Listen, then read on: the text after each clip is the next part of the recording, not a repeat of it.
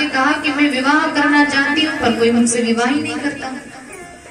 तब 360 गोरे गोरे गंधर्व और 360 काली काली गंधर्वियां प्रदान की और कहा कि इन्हें लेकर के जाओ और जिस भी पुरुष से विवाह करने का मन हो उससे विवाह करो।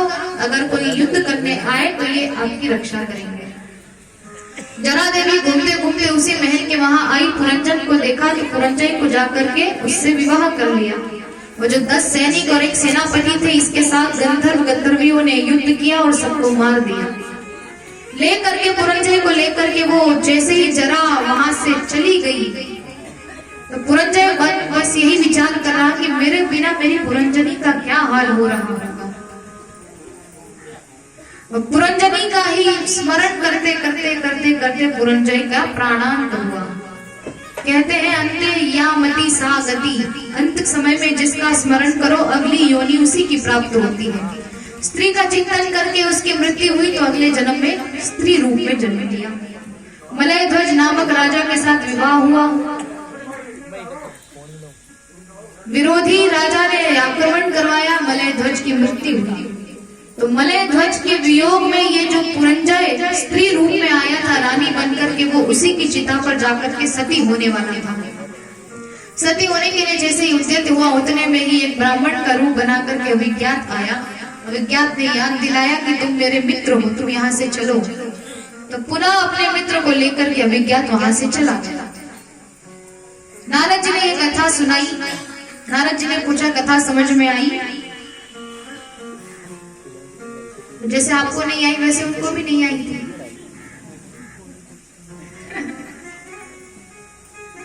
तो नारद जी ने कथा समझाई कि 2 मित्र पुरंजन और अभिज्ञात।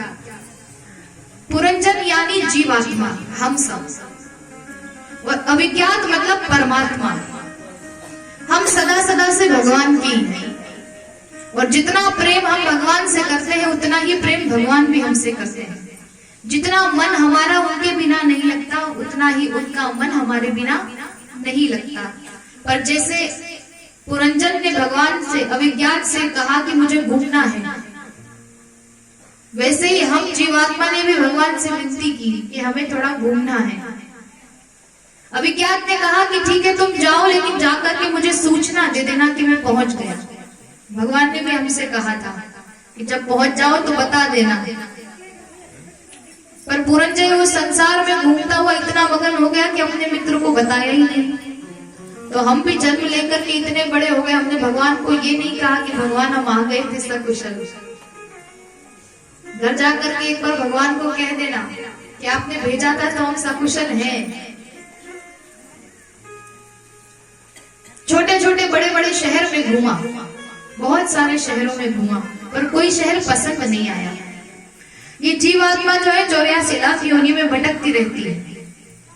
छोटे छोटे जीव बनते हैं, कीट पतंग, तो वो छोटे छोटे शहर, और बड़े बड़े शहर मतलब कभी हाथी बन गए, कभी शेर बन गए, और अंत में 9 द्वार वाला महल पसंद आया, यानी ये मानव शरीर। ये शरीर पसंद आया। जैसे ही अंदर गया तो सामने थे 10 सैनिक। ये 10 सैनिक कौन है? 5 कर्मेंद्री और 5 ज्ञानेंद्री, और इनका एक सेनापति है यानी हमारा मन। सामने से आई पुरंजनी, देख करके मोहित हुआ। पुरंजनी कौन है? हमारी बुद्धि। जैसा जैसा बुद्धि कहती वैसा वैसा हम करने लगे, और इतना हमारी प्रीति हो गई हमारे मन हमारी बुद्धि से कि हम अपने स्वरूप को भूल गए। अब ये जरा देवी कौन थी जो विवाह करना चाहती थी? बता दूं? बुढ़ापा। कौन चाहता है बूढ़ा होना? हाथ ऊपर करके बताओ कौन होना चाहता है बूढ़ा? बच्चा हाथ ऊपर कर रहा है।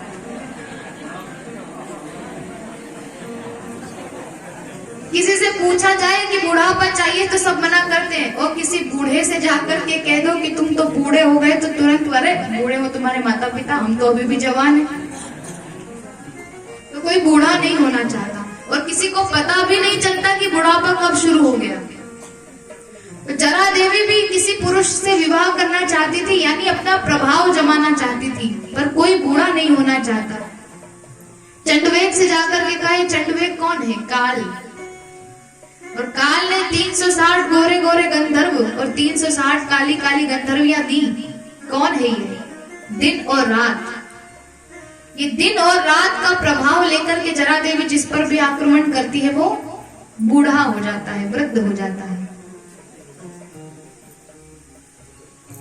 अच्छा, हम में से हमको पता नहीं चलता बूढ़े कब हुए, पुरंजय को भी पता नहीं चला। अभी यहाँ कोई आपसे पूछे कि आपके बाल कब सफेद हुए तो नहीं बता सकते। कोई पूछे आपका जन्म कब हुआ था तो तारीख बता देंगे, शादी कब हुई थी तारीख बता देंगे, पहला बालक कब हुआ था उसकी भी तारीख बता देंगे, उसका विवाह कब हुआ था उसकी भी तारीख बता देंगे। पर कोई पूछे कि अम्मा बूढ़ी कब हुई, अम्मा को पता ही नहीं। तो बाबा से पूछे बाबा बूढ़े कब हुए, बाबा को पता ही नहीं।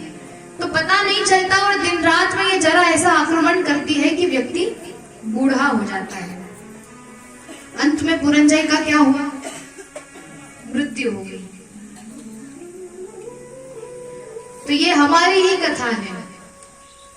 हम भी बस संसार का ही चिंतन करते रहते, संसार का ही चिंतन करते रहते और बार बार हमारा जन्म होता रहता है।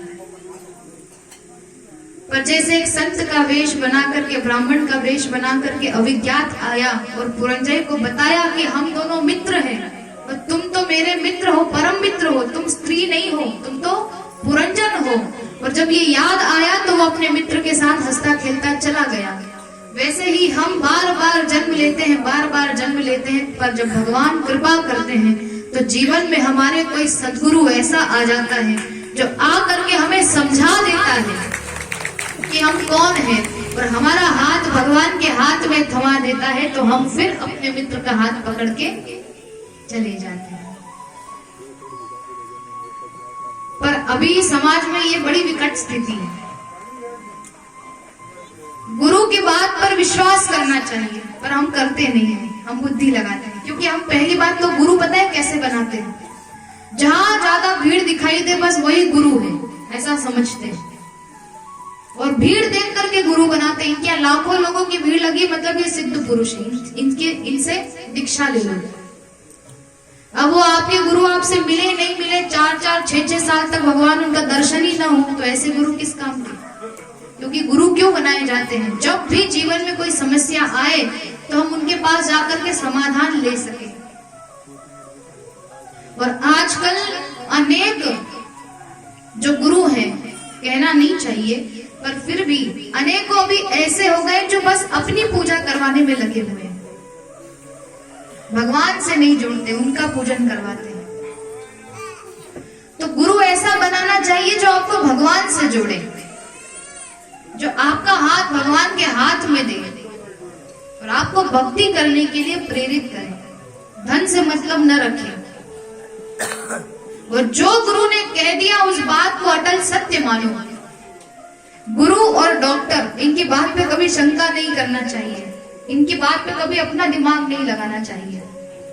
एक व्यक्ति था, डॉक्टर के पास गया, बीमार था। अब डॉक्टर के पास गया तो डॉक्टर ने कह दिया कि ये दवाइयां हैं, खा लेना ठीक हो जाओगे। अब वो जैसे ही बाहर निकला तो मन में विचार आया, अरे पूछा ही नहीं कि परहेज क्या करना है, क्या खाना है क्या नहीं खाना है। तो पलट के वापस आया और डॉक्टर से पूछा कि क्या खाना है क्या नहीं खाना है ये बता दो। तो भगवान ने कहा हल्का भोजन करना है, बस भारी भोजन मत करना। ठीक है, फिर गया, फिर जाते जाते विचार आया कि अरे हल्के में भी क्या खाना है क्या नहीं खाना है। तो पलट के वापस, अरे डॉक्टर साहब लौकी की सब्जी खा सकते हैं कि नहीं? डॉक्टर साहब ने कहा कि हल्का भोजन करो, बस भारी नहीं करना है, कर सकते हैं। फिर गया, फिर पलट के आया, किन्नू खा सकते हैं कि नहीं? भगवान, तो वो डॉक्टर ने कहा कि हल्का फुल्का भोजन करना है। समझ में नहीं आता हल्का फुल्का क्या होता है, हल्का हल्का भोजन करो, भारी मत करना, किन्नू विन्नू सब खा सकते हो। तो बार बार पलट के आता, तो डॉक्टर ने कहा तुमको जो खाना तुम खाओ। परेशान हो गए, अब बार बार दिमाग लगाओगे तो डॉक्टर भी परेशान ही होगा। कह दिया जो खाना है खाओ, हल्का फुल्का खाओ। अब वो घर आया, घर आकर के सोच रहा कि हल्का भोजन क्या होता है। तो कहा सबसे हल्की होती है पानी, सबसे हल्का होता है पानी। अब पानी सबसे हल्का होता है तो देखा कि पत्नी हाथ में कटोरी में तेल लेकर के जा रही थी और अचानक से वो तेल वो बाल्टी में गिर गया, पानी की बाल्टी में। तो तेल ऊपर तैरने लगा। तो इसको समझ में आया कि पानी से हल्का होता है तेल। समझ में आ गया। इतने में देखा कि रसोई में से सुगंध आ रही है। अब अपने को तो हल्का फुल्का भोजन करना है।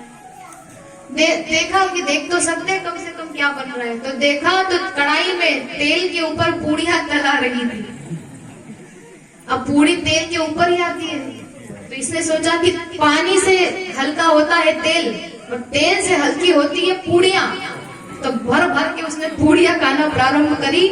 तब तो तबीयत की हो गई 12।